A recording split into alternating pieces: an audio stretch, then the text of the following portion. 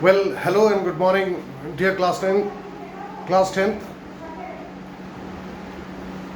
We were taking up this lesson from the diary of Anne Frank. From the diary of Anne Frank का मतलब Anne Frank की diary से. And we had read so far कि एक 13-year-old girl जिसका नाम Anne Frank है,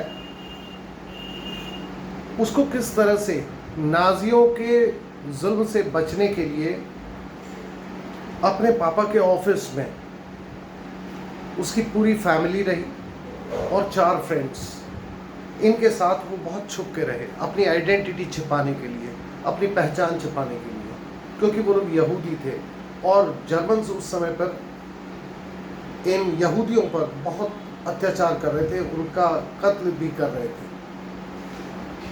तो और कंसंट्रेशन कैंप में कई तरह की यातनाएं दी जाती थी और इसी वजह से, और वहाँ गंदगी बहुत होती थी, जिसके कारण से टाइफस नाम की बीमारी इन दोनों बहनों को हुई और दोनों बहनें मर गई.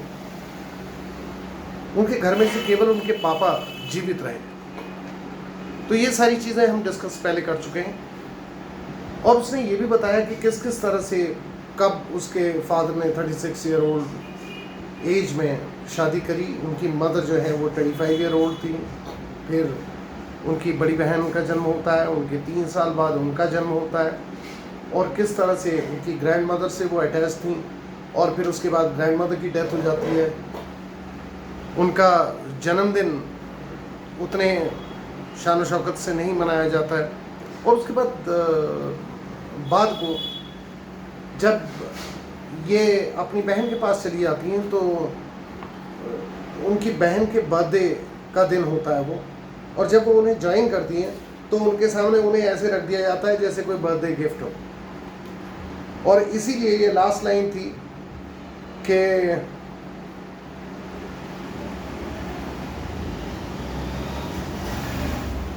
The 4 of us are still doing well. लेकिन वहाँ पर उन्होंने कहा कि फिर भी ज़िंदगी नॉर्मल है. और and that brings me to the present date of 20 June 1942, क्योंकि 20 जून 1942 से कुछ हालात ठीक नहीं रहे और वहीं से इन्होंने अपनी डायरी को मतलब in a detailed way and in a chronological order लिखना शुरू किया.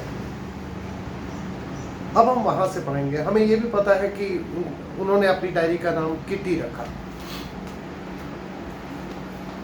Now friends, this dearest Kitty, now that is how she writes to her diary, कि dearest Kitty, our entire class is quaking in its boots. Quaking in its boots means is shivering with fear. यानी कि is fearful, is frightened, यानी कि बहुत डरी हुई है class. क्यों?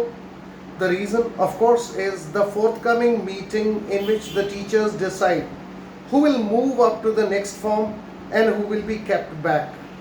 क्योंकि अगली मीटिंग में the teachers will decide, teachers decide करने वाले थे कि किसको ऊपर मतलब ऊपर क्लास में रखा जाएगा, यानी कि अगले स्टैंडर्ड में रखा जाएगा, और किसको रोक लिया जाएगा, यानी कि किसको पास किया जाएगा, किसको फेल, ये वो डिसाइड करने वाले थे. Half the class is making bets, यानी कि सब लोग बेट कर रहे हैं, एक दूसरे से शर्त लगा रहे हैं कि उसको तो पास होना ही है, या उसको तो फेल होना ही है, उसको तो इसी क्लास में रहना है, या उसको जाना है, या वो पास हो पाएगी या वो पास हो पाएगा या नहीं हो पाएगा. Like that they are making bets. Now GN and I laugh ourselves silly at the 2 boys behind us. यानी कि GN कोई नाम है जिसको पूरा इन्होंने नहीं दिया, कह रहे कि वो जो है और मैं दोनों हंस रहे हैं. Silly at the 2 boys behind us, क्योंकि 2 लड़के जो हमारे पीछे बैठते थे, CN एंड जेक्स, उनका नाम था CN एंड जेक्स, तो who have staked their entire holiday savings on their bet, जिन्होंने अपनी छुट्टियों का सारा पैसा, यानी कि जो पैसा उन्होंने छुट्टियों के लिए इस्तेमाल के लिए रखा था, वो उन्होंने शर्त लगाने में लगा दिया. From morning to night, it is you are going to pass, no I am not, yes you are. बस ये बहस चल रही कि नहीं भाई तुम पास हो जाओगे, वो कह रहा है कि नहीं मैं नहीं हो पाऊँगा पास. तो इस तरह की बहस उन दोनों के बीच में छिड़ी हुई है. और एक दूसरे को कहने की yes you are means you are going to pass, लेकिन I am going to fail. This is how they are debating, two of the boys. Where do they sit? They sit behind this Anne Frank and another friend of hers. Now, even G's pleading glances means बड़े दयनीय हो के जैसे कोई याचना कर रहे हो या भीख मांग रहे हो, इस तरह glances मतलब उस तरह से देखना, ये बहुत ही दयनीय अवस्था में देखना. Glances means to look momentarily, थोड़े समय के लिए देखना किसी तरफ को. ग्लांसेस कभी देख लिया फिर नजर उधर कर ली, लाइक दैट. तो प्लीडिंग ग्लांसेस यानी कि प्लीड करते हुए, प्लीड करना होता है याचना करना. Glances and by angry outburst. Angry outburst means एकदम से गुस्से से झल्ला जाना, उसे कहते हैं angry outburst. Can't calm them down. इतना सब कर दिया, उन पे गुस्सा कर लिया, उन पे बड़े मेहरबानी करके भैया चुप जाओ, ये इस तरह से भी देख लिया, लेकिन उनमें कोई असर नहीं आया. If you ask me, there are so many dummies that about a quarter of the class should be kept back. यानी कि क्लास में कम से कम क्वार्टर का मतलब 25% डमीज हैं. वो सब डम बॉयज़ हैं या डम स्टूडेंट्स हैं, उनको तो आगे क्लास में नहीं जाना चाहिए. शुड बी केप्ट बैक यानी कि उनको उसी क्लास में रहना चाहिए. But teachers are the most unpredictable creatures on earth. लेकिन टीचर्स जो हैं वो सबसे अनप्रेडिक्टेबल का मतलब होता है जिसके बारे में कुछ प्रेडिक्ट नहीं किया जा सकता, जिसके बारे में आप कुछ घोषणा नहीं कर सकते कि वो ऐसा ही करेंगे या ऐसा नहीं करेंगे. आप कुछ नहीं कह सकते, यानी कि वो आप सोच रहे हैं कि ऐसा हो जाएगा, लेकिन वो ऐसा कर देंगे कि वैसा नहीं हो पाएगा, लाइक दैट. तो this is what she says about teachers. I'm not so worried about my girlfriends and myself. Will make it.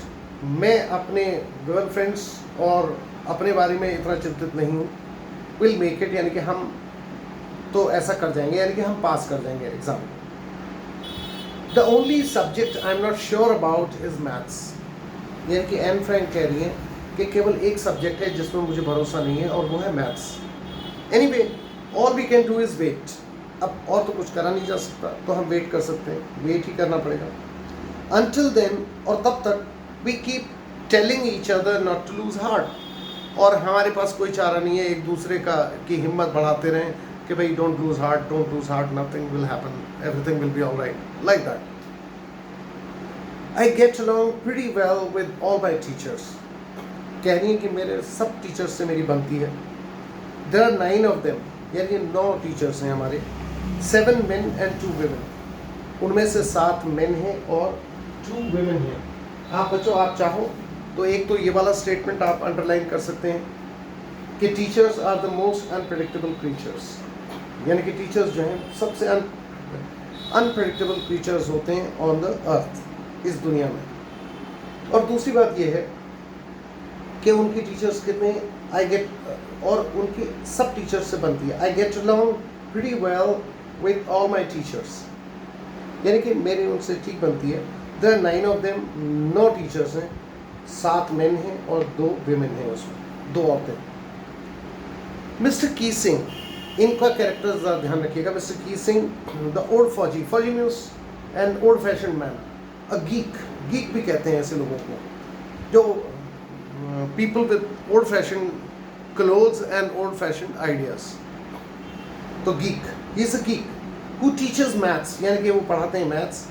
Was annoyed with me for ages में युगों से मुझसे नाराज़ है. कहने का मतलब बहुत लंबे समय से नाराज़ हैं.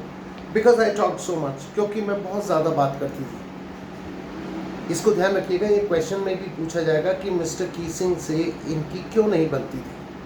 तो इसलिए नहीं बनती थी क्योंकि ये बहुत बातूनी थी. शी वॉज वेरी टॉकेटिव, यानी कि she was a chatterbox. और I talk so much. After several warnings, कई वार्निंग्स के बाद भी, he assigned me extra homework, उन्होंने मुझे एक्स्ट्रा होमवर्क करने को दिया. एन ऐसे ऑन द सब्जेक्ट, उन्होंने मुझे एक ऐसे दिया लिखने को. और ऐसे का सब्जेक्ट क्या था? अ चैटर बॉक्स. चैटर बॉक्स माने जो पट पट पट पट बात करता रहता है. That is what is called a chatter box. A chat box. What can you write about that? अब आप ऐसे चैटर बॉक्स के बारे में क्या लिख सकते हैं? I would worry about that later. मैंने सोचा कि इसके बारे में बात को चिंता करेंगे। आई डिसाइडेड, मैंने सोच लिया। I jotted down the title in the notebook. मैंने नोट डाउन कर लिया। Jot down and note down are the same things. Jot down means to note down, जो नेसेसरी पॉइंट्स हैं आपने नोट डाउन कर लिए, that is what is jot down. तो she jot down certain points, और she jotted down certain points. She know not the points, I jotted down the title in my notebook. उसने सिर्फ title यानी कि chatter box उसने लिख लिया अपने नोटबुक में। Tucked it in my bag, bag में घुसा दिया उसे। And tried to keep quiet, और उसके बाद में चुप रहने की मैंने कोशिश करी। दैट इवनिंग, लेकिन उस शाम को क्या हुआ, after I had finished the rest of my homework, जब मैंने अपना सारा बाकी का होमवर्क कर लिया, the note about the essay caught my eye. तो फिर मेरे को वो नोट दिखा जो मैंने नोट किया हुआ था स्कूल में, जॉट डाउन किया हुआ था, वो नोट दिखा चैटर बॉक्स, यानी कि मुझे उस पर ऐसे लिखना था। आई began thinking about the subject. मैंने इस सब्जेक्ट के बारे में सोचना शुरू करा। While chewing the tip of my fountain pen, chewing the tip of my fountain pen means ऐसे, यानी कि टिप को, फाउंटेन पेन की टिप तो हालांकि जो जिस जगह से आप लिखते हैं वो होती है टिप, दिस इज टिप, लेकिन यहाँ पर tip this side of tip कह रहे होंगे, तो दिस बैक टिप को उन्होंने मुंह में चबाना शुरू करा। The tip of my fountain pen. Anyone could ramble on and leave big spaces between the words. बड़े बड़े स्पेस छोड़े जा सकते थे, एक वर्ड यहाँ लिखा, फिर यहाँ लिखा, फिर दूर, और फिर दूर, फिर दूर, like that. तो big spaces between the words. But the trick was to come up with convincing arguments to prove the necessity of talking. लेकिन इससे ज़्यादा महत्वपूर्ण बात ये थी कि I had to prove my point, कि आखिर बोलना क्यों ज़रूरी है, यानी कि बातूनी होना क्यों ज़रूरी है, ये बात को प्रूव करना ज़रूरी था मेरे लिए। आई थॉट एंड थॉट, सोचती रही, and suddenly I had an idea, और अचानक मेरे दिमाग में एक आइडिया आया। I wrote the 3 pages mister Keesing had assign me, यानी कि ये जो टॉपिक मुझे चैटर बॉक्स पे दिया गया था, मैंने इस पर 3 पेज लिख दिए। और had assign me means had allotted me और had given me. Assign means allotted, ASSIGN, इसी से बच्चों असाइनमेंट बनता है। तो असाइन मीन्स टू अलॉट, ठीक है, या to give means that is what he had given me and was satisfied, यानी कि मिस्टर कीसिंग जो है उससे खुश हो गए। हालांकि मैथ्स के टीचर हैं, ऐसे लिखने को दिया उन्होंने, और किस विषय पे, चैटर बॉक्स पे। Now I argued that talking is a student's trait. मैंने ये बात कही, उसमें आर्ग्यूमेंट अपना ये रखा। I argued means I put my argument this way. मैंने अपना आर्ग्यूमेंट ये रखा कि स्टूडेंट का एक ट्रेट है, एक क्वालिटी है उनकी, and that I would do my best to keep it under control. और मैंने ये भी लिखा कि मैं कोशिश करूँगी कि मैं इस अपनी आदत को, यानी कि बराबर बोलते रहने की आदत को, I check it, I put a hold on it, I'll control it, but that I would never be able to cure myself of the habit since my mother talked as much as I did. लेकिन साथ में मैंने ये भी लिखा कि लेकिन शायद मैं इस परेशानी का हल नहीं प्राप्त कर सकती।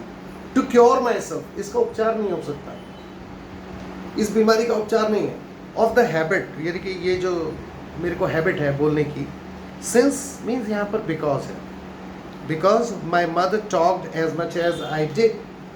मेरी माँ उतना ही बात करती थी जितना कि मैं बोलती थी, यानी कि वो भी उतनी ही बात नहीं थी जितनी मैं थी, इफ़ नॉट मोर। अगर मुझसे ज़्यादा नहीं बोलती थी तो मुझसे कम भी नहीं बोलती थी। And that there is not much you can do about inherited traits. तो कहने का अर्थ ये है कि ये जो गुण है, मुझे ये पैतृक तो नहीं, मैत्रिक कह लें, मतलब माता से मिला है, यानी कि ये मेरा गुण जो है ये मुझे अपनी माँ से मिला है, वो भी उतनी ही बात नहीं है जितनी मैं हूँ, ये कह रही है। Now Mr. Keesing had a good laugh at my arguments. जब मिस्टर कीसिंग ने ये पढ़ा तो वो बहुत खुश हुए, यानी कि वो काफ़ी हंसे इस बात को करके, और अब तक जबकि वो उन्हें पसंद नहीं करते थे इसको। But when I proceeded to talk my way through the next lesson, लेकिन जब मैं नेक्स्ट लेसन में अपने आगे बताने लगी तो ही असाइन मी अ सेकेंड ऐसे तो तब उन्होंने मुझे दूसरा ऐसे लिखने को दे दिया. This time it was suppose to be on an incorrigible chatterbox. Incorrigible, बच्चों ये शब्द जो है अखबार में भी आपको अक्सर मिल जाएगा. Incorrigible, it's an incorrigible mistake.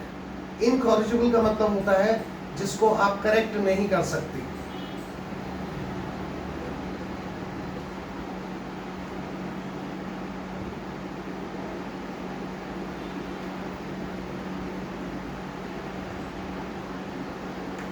which cannot be corrected.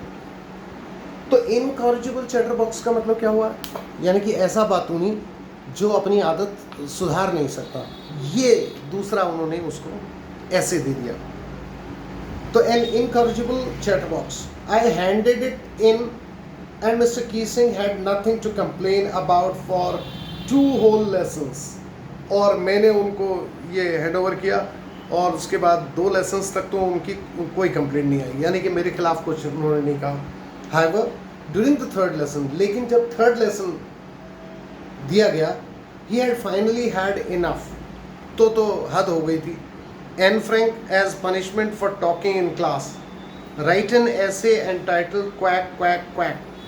बच्चों quack quack quack वैसे जो है वैसे तो डक की आवाज़ होती है. डक जो है what does it do? It does quack quack quack. तो it is the sound made by the duck.